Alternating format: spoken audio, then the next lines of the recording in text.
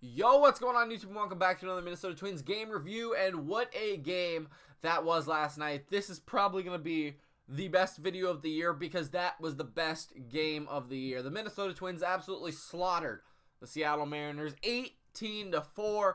Byron Buxton hit a grand slam. Cron hit home runs number 100 and 101 in his career. Miguel Sano hit his first of the year. Schoop hit 2. We also hit for the home run cycle. The only bad thing about this game is Berríos didn't get the win because he didn't even pitch 5 innings. That's how good and bad our game was last night. But we're going to cover it all. You guys know. If you guys are new here, though, hit that subscribe button because this is going to be fun. And like the video, of course, because why wouldn't you? So here we go. Let's talk about this. In the beginning of May, we are first in home runs. I believe it was 31. And then we hit 6 more last night. We are first in slugging percentage, and I believe I heard we were first in hits per game at 10. Check me on that one. I was a little unsure, but I know we're first in home runs and slugging in the beginning of May. Very, very important. We have only scored less than 3 runs in 19 days, which is like 19 games as well, because we had like a doubleheader. One time. We scored 3 a couple of times when we lost to Detroit, but only one time we had scored less than 3 runs. Last night, entering the game, we had a plus 63 run differential. Now add 14 more onto that. It is a plus 77 on the year. That is, I think we were second in that category to Houston. Last night was the 4th time this year we had hit 6 home runs in a game. The 5th time we hit 5 or more, which is the most in the MLB. That was our 3rd game with 10 extra base hits or more, and our 4th game with 17 or more hits. Everyone got their first hit. That has not happened before. Everyone on the team got a hit. And finally, the first 10 runs of the game were all scored because of home runs. That's a bunch of stats for you guys that I know you guys love. So that's awesome that, we are rocking it on every single level. Pitching, hitting, defense, everything is going well. Our offense really shined last night. But let's talk about pitching because I'm going to make you wait for those home runs. So let's talk about Berríos. He went 4 2/3 innings with 8 hits, 4 earned runs, and 6 strikeouts. He was rolling through the first couple of innings, and it absolutely fell apart again. This time in the 5th, he didn't even get through the 5th inning. He had 105 pitches at 4 2/3 innings. He did not qualify for the win, and that is so stupid. I mean, okay, one, I think it's stupid how he's not going to get the win because he had a 15-run lead. Do you think he's going to blow it? Probably not. But also because they didn't have him, they didn't just put him out there. I mean, I know they gave him chances. They gave him like 4 chances to get that last out, and he couldn't do it. But still, like, come on. Like, Baldelli, give him the win. I just don't understand how. I get that he's throwing 100 pitches. Just lob the thing over the middle. He's got to get that win. Come on. But so Duffy came in. He got the win. He went 1.1 innings, gave up a hit, but struck out 3. He did really well. Harper came in, struck out 1 in his 1 inning, and Adams, who made his 2019 debut, also pitched 2 innings and gave up 1 hit but struck out 4. And I did not know this. Maybe the announcers were wrong. Maybe they were right. I'm sure they were right. But you guys can help me on this. If a starting pitcher does not go 5 innings, the scorekeeper gets to pick who wins. I thought it was just whoever got the last out in the 5th inning if you were leading. So if it was 15-0 or 15-4 and you do not close out 5 innings, it's the person who does complete that 5th inning. That's how I thought it was. Maybe I'm wrong. I learned something new, I guess. But we did very good pitching-wise, except for Berríos. I mean, he didn't even do bad, right? He did worse against the Angels when he gave up 12 hits. It's just his pitch count was so high because they fouled off 95 of those 105 foul balls. So, I mean, that's incredible. But let's get to what you guys are waiting for now, the hitting. So, every single person with a plate appearance, or excuse me, an at-bat, got a hit tonight. The only person that did not was Andrianza, but he took a walk.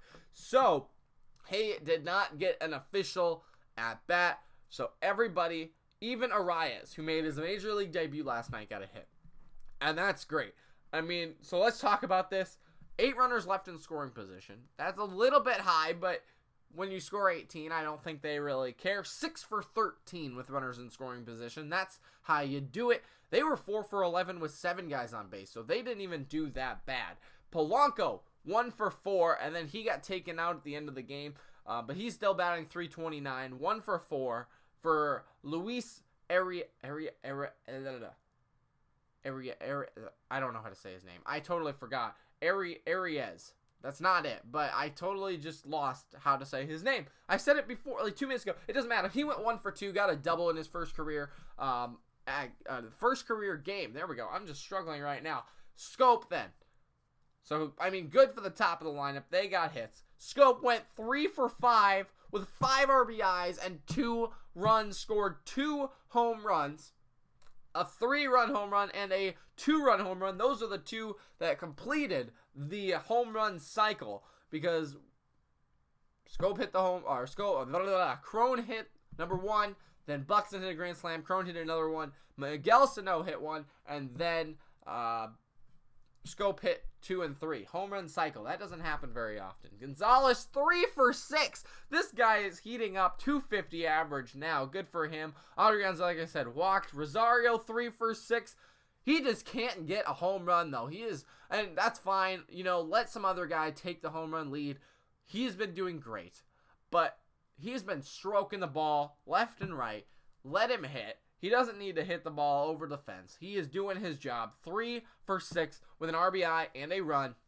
He did what he needed to do last night to get the win, get the stats up. I mean, he was doing very well. Kepler. Oh, we skipped Cron. Of course we skipped Cron, the guy who did it all. 3 for 6 as well, so look at those 3 guys. The 4 guys, 2, 3, 4, 5, all went 3 for 5 or 3 for 6. That's incredible. And then Cron went 3 for 6 with 4 RBIs and 3 runs. He had the opportunity to hit 3 home runs in 3 games, or 3 innings, and he did not. But that would have been funny, because the announcers were saying, this is the last time that happened was last night, because Chris Bryant did it 2 days ago. Now that we're recording this video, that's just hilarious. But he did not hit it. He was close a couple of times. I think he was just really trying too hard, especially in that third at-bat. He was really swinging for the fences, trying to get that home run, but batting .270. Rosario's batting .266. That's continue going up, and Gonzalez is batting .250 now. He was batting less than 100. He was batting $150 about 3 weeks ago, so good for him. Kepler, 1 for 5 with 2 runs scored. Good for him. He also walked once.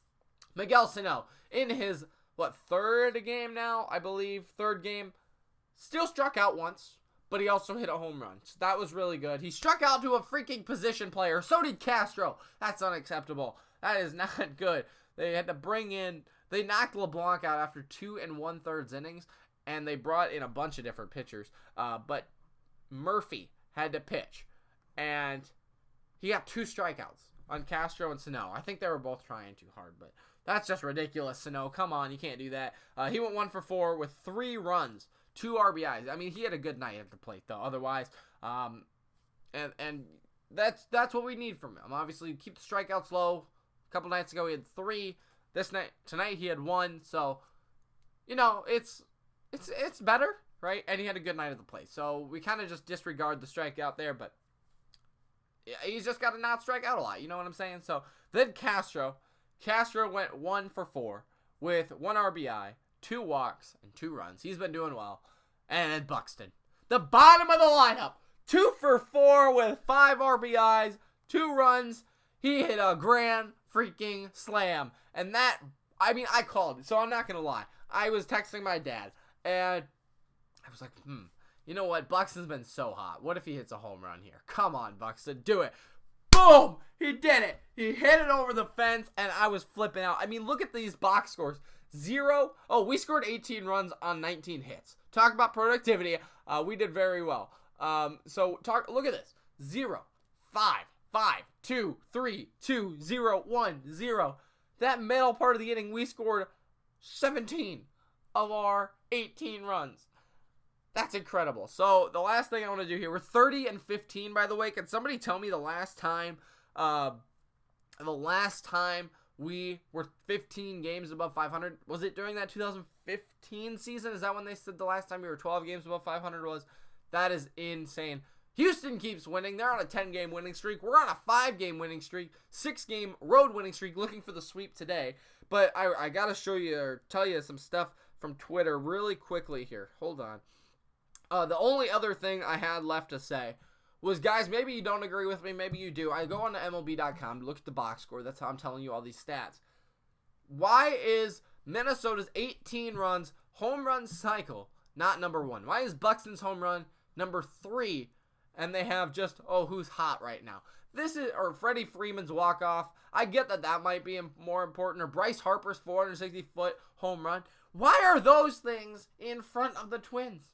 I just feel like there's some sort of discrimination, some sort of bias, that they just don't like the Twins, or the Twins are just not that good. I don't know. Let me know what you guys think, because I go on MLB.com and it's number 3 or 4. I'm like, why? Why is Bryce Harper, because it's Bryce Harper, why is that 1 home run bigger than 6? And one of them was a grand slam, and we scored 18 runs. I don't get it. But here we go. The Twins hit 3 home runs in the 3rd inning. The last time the Twins hit 4 home runs in 1 inning was May 2nd, 1992. We did not get that, but that's impressive. The Minnesota Twins have scored more runs in 3 innings tonight, so that would have been 12 runs than the Indians have scored all year in the first 3 innings. That's wow, that blows my mind. And then the Twins hit 5 home runs tonight. It's in the 3rd inning. It's the 5th home run of the season, and that ties the most they've had in 1 year. So we had 5 home runs in the 3rd inning. We ended up hitting 6. We have had 5 home run games in 1 other year. Otherwise, this is the most. So that's impressive. And then the last thing is, the last time Byron Buxton and Miguel Sano hit a home run in the same game was 8/18/2017. So about a year and a half ago. That's almost 2 years, really. That's awesome to see them back. So that's all I got for you today. I hope you guys enjoy those little stats, fun facts, stuff like that. That's what I try to do here. But other than that, I hope you guys enjoyed the video. What a great job by the Twins. I hope we can come out and do it again today, and just really lay it on them, get the sweep. That'd be great. But other than that, thank you guys so much for watching. I hope you guys did enjoy the video. Leave a like, subscribe if you haven't already, and leave a comment. Obviously, this is a big video, so hopefully you will have something to say. And that's all I got for you today. Make sure to come back tonight for the game review. I'll be doing it after the game today, since it's a noon game or afternoon game. So that's all I got for you today. Thanks for watching. Come back tomorrow. Come back tonight, and we'll see you later.